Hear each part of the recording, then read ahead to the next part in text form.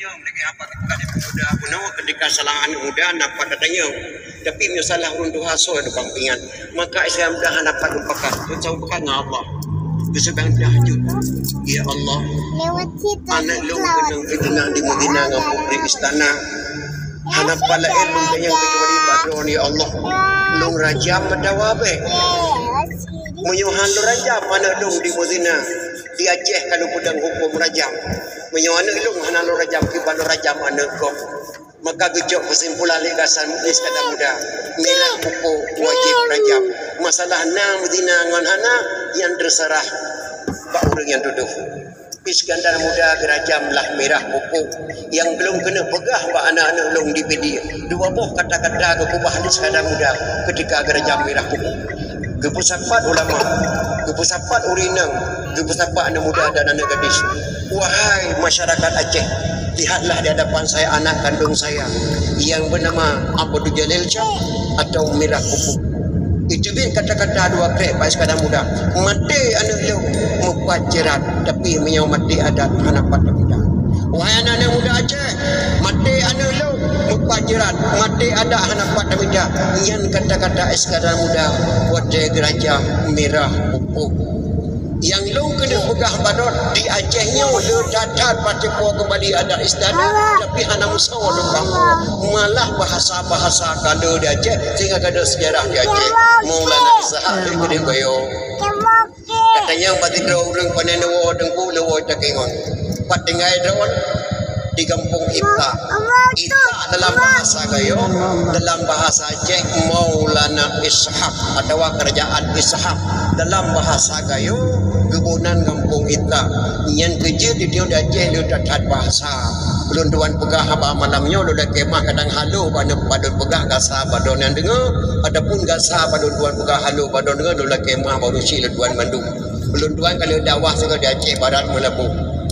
nasabah kampung di Aceh Barat cukup pandang dakun bopi dia dakun bopi bungai hurinang ale putra ba hurinang bopi lu ana mufuci putra cita ketinan bopok bahasa Aceh Barat bopi bahasa Aceh pidi di Aceh lu tak bahasa menjampu bahasa jadi Maulana Ishaq dari Gede Gayo dengan kampung Ita Itanya dalam kitab ulama Aceh Maulana Ishaq adapun kerajaan Ishaq Maulana Ishaq yang Islam Prabu yang kelima Jawa Timur Maulana Ishaq yang Islam Raja Cina Provinsi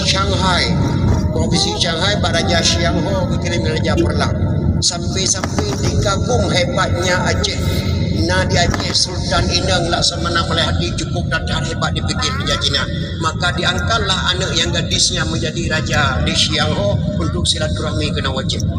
dikirim Raja Cina kena wajib Raja Inang Raja Putro Neang Tingming anak Raja Xiang Ho bernama Putro Neang Tingming Neang nama Putro Tingming nama kampung bahasa Cina ke macam-macam lagi